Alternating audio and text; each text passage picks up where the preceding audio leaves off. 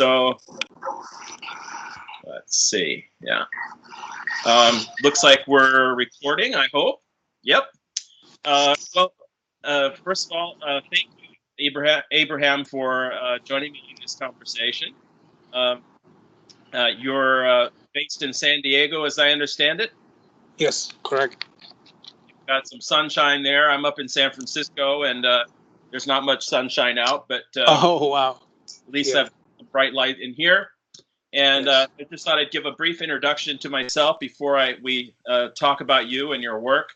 I'm a lifelong social change agent and artist. Wow.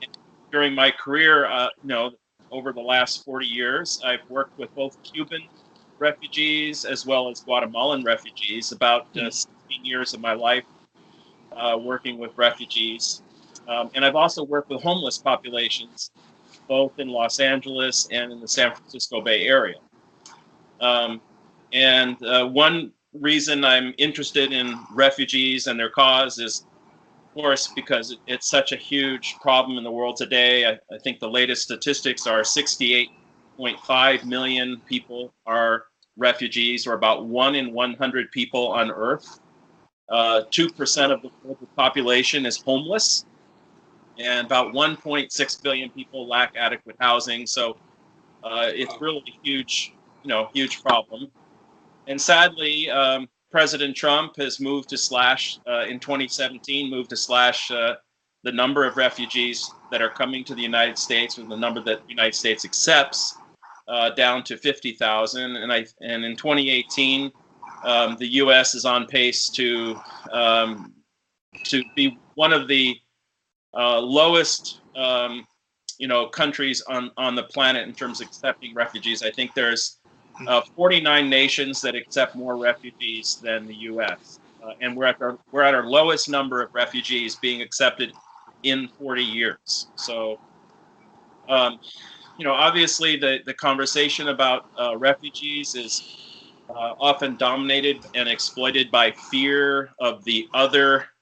And this is one reason why I volunteer for One Journey Festival, because it's an organization that is working to change the narrative about the conversation about refugees and amplifying refugee voices and public awareness about refugees and their talents. Yeah. You were featured at the first One Journey Festival in Washington, D.C. this last June with the national theme. Yes. And your music is just uplifting and positive, and I think really exemplifies what One Journey is all about. That we all share one journey, that no matter where we come from, where we live, we come here to love and to learn, that we're all one, and your music seems to express that very well. So how did you get connected with One Journey? So I have a friend in Kentucky that so first of all, before I moved to San Diego, I lived in Kentucky, and I worked closely with Kentucky Refugee Ministries, and whenever they had events like fundraisers, I would always go and sing, and also sometimes share my story whenever I had the opportunity to. So after I moved here, there's a friend of mine that works closely with KRM as well, and Episcopal Ministries. I'm not sure, I always say that name wrong. So she sent me an email about One Journey and told me that it was happening, and asked me to get in touch with the organizers. So I did. At that time, I initially thought it was in San Diego, so but then found out it was in DC. So I ended up going to DC for that. She thought that the music would be a good fit for One Journey. So yeah, I tried. I emailed them, and they sent me, and they wrote me back, and that was the beginning of working with One Journey and volunteering with my music, basically. Well, you're a refugee yourself. Would you please share where you come from and a little bit about your own refugee story? Yes, sir. So I was born in Congo, but I was raised in Kenya as a refugee. My family fled war and insecurity when I was younger. And basically, that's why I was raised in Kenya under the refugee status. So um, that journey began years ago, but we ended up coming to America through the refugee acceptance program that you were talking about 5 years ago, almost 6 years ago now, because that was in February 2013. Uh, so yeah, and so I've been living in America since 2013. Yes. Great. Well, congratulations, and Yeah. Thank you. I imagine, I've heard many refugee stories, but I imagine you've had, a traumatic experience. Mhm. We don't need to go into all that now, but you, despite some of these traumatic experiences of your youth, you got interested in music at a very young age. Can you share a little bit about that? Yes. I started writing probably around when I was around 7 years old, and then it just kind of started as a therapeutical way, and then, but when I moved to Lexington, Kentucky, about 5 years ago, um, I had stopped doing music completely because I was doing it. I used to do it in Kenya, but I didn't feel like I had a purpose behind it. The main purpose and reason for me doing music back at that time was mainly to make a living. And when I felt like uh, things were not going as well as I expected them to go, so when I moved to Kentucky, I met the Kentucky Refugee Ministries welcomed us, and they had a fundraiser. Um, and one of the ladies that was organizing the events approached me and asked me to sing at the event. But then I didn't have any English songs. I only had Swahili songs at that time. I had never written a full English song. So that time I went and watched a couple of documentaries about Congo and in the war, and really got, I just, I feel like my passion for speaking and sharing stories of refugees really started at that time. Uh, I felt like we're blessed to be a blessing, and I started wondering what can I do to contribute to the lives of those that are still in the struggle. Now that I'm out of that struggle, I didn't want it to just be, oh, I'm good now, so I don't care about anybody else. So that night, I wrote a couple of songs about my journey and went and shared at that fundraiser, and that was the start. That was the beginning of it all. Um, Received some really good response from the performance and from the songs and from the words, and I knew that there was something special there. I knew that I had found my purpose for music that goes beyond making money or being finding therapy or dealing with stress or just a hobby. So, and that's I haven't stopped from that point on. I've just been writing songs and sharing whenever I get a chance. Yeah. Thank you for sharing that. Yeah. I don't, I mentioned some statistics earlier about refugees, that 1 in 100 Yes. people on Earth are refugees. Mm-hmm. Also, the fact that 1 in 6 human beings on Earth is African, Mm. and more than a quarter of the world's refugees are either from Africa or in Africa. Ethiopia alone hosts, I think, 740,000 refugees. Wow. Um, the Democratic Republic of Congo has displaced an estimated 4.5 million people. So, I mean, the scale of the problem is overwhelming. What is your thinking now? I mean, you must be in communication with people, from home, and what's going on? Is the situation getting better, worse? Unfortunately, fortunately, the situation is not getting better. It gets worse every day. And one of the things is that this is a real issue. It's a reality. Unfortunately, it's a reality that happens on Earth, and so many people are not aware that it goes on because there's not so many people talking about it or sharing their experiences and sharing their struggles and where they came from. And I understand sometimes when you go through stuff like that and you get to a place like here, or some place of peace, you want to forget. You don't want to talk about it because it brings back painful memories. But it is a real struggle that happens. Is happening in our world right now.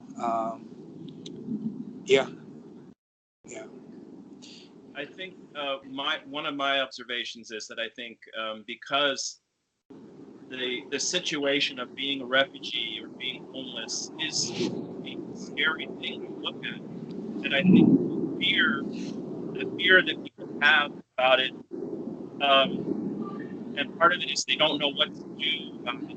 It sort of manifests as if refugees themselves are homeless, and kind of freezes being able to look a little deeper and try to understand what's really going on. And of course, in the best of all worlds, to embrace refugees when they're seeking asylum. Um, One of the things that I've heard about your music is, I've been in the social change movement much of my life, and a big part of that is music that cries about social justice.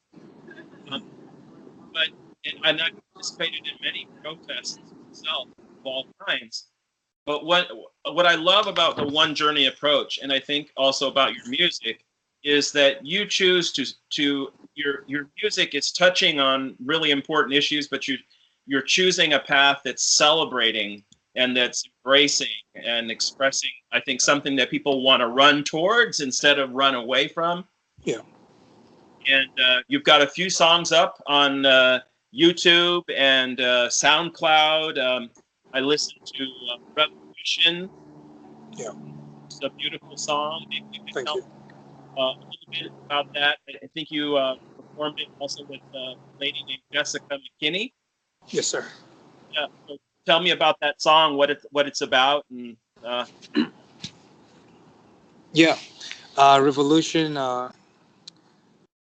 Most of my songs come from conversations that I have with people, and I have conversations like this every day about unity and peace. And sometimes you can have these kind of conversations, and you feel like it now becomes cliche because you have it all the time. But for people, for some of us that have been through the lack of peace and the lack of love, and seeing people uh, uh, disagree with each other just simply because they're different physically or on their outward appearance, it becomes really a real thing. Uh, so I had a conversation about unity with some of my friends, and they were telling me about how they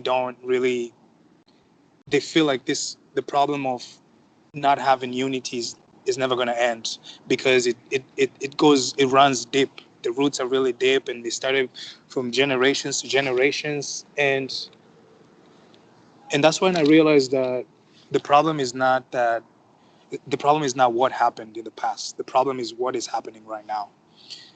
And things may have gone wrong in the past, but the decisions that we make today, they affect tomorrow. As far as, do we believe that we can break the cycle, and it's about breaking the cycle. That's why I was like, revolution starts with you and me. It doesn't start with the people that were there in the past because they're not here anymore.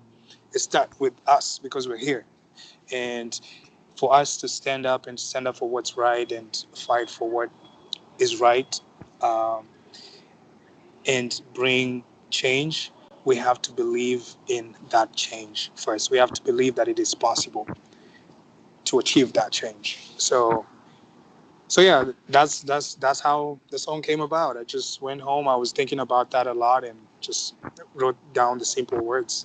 Yeah, right. yeah, And I also listened to One in a Million. yeah. Maybe you could share a little bit about that song too. I thought it was a beautiful song. Thank you. One in a Million is just a fun song. When I first moved to America, people have I found that most of my friends that I made here had a misconception of Africa. Yes, there's war and there's all those things, but uh, at first the first thing that comes in your mind is, why are people so ignorant? But then I realized that no, they're not ignorant. They just don't know, because uh, there's no one there to teach them. So it was more of like, let me paint the Africa that I know. So I just wrote. That's how I wrote the song, and it was more of showing my side of Africa that I know and I celebrate. And as much as we want to focus on the bad things sometimes they encourage us to go towards the good, but sometimes encouraging the good things also helps us realize that we can do more.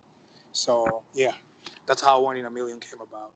Um, yeah. Right. And you have four songs on SoundCloud. You have Revolution, One in a Million, also Same Shoes and Cold World.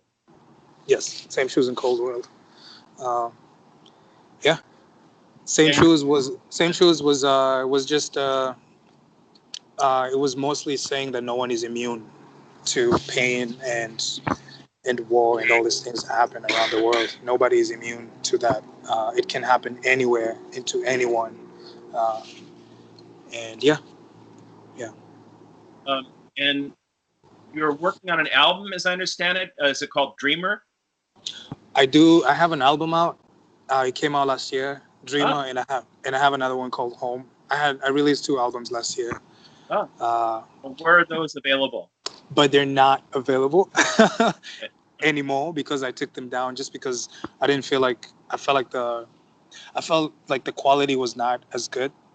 It was good at that time, but moving to California and getting to listen to some really good quality, I realized that I need to work on them.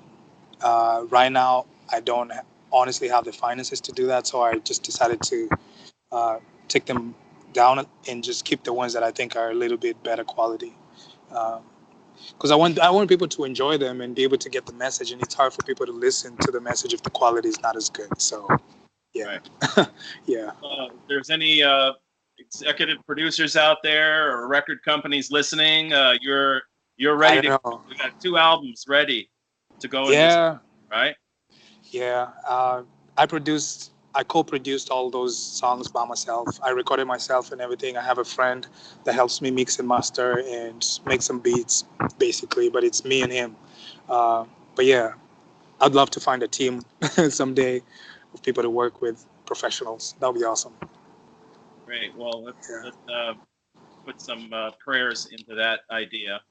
Yeah. Well, I'm lucky because I'm in San Francisco, and you're going to be up here this coming Friday, November 30th, 6 p.m. at the Google Community Space in the Embarcadero.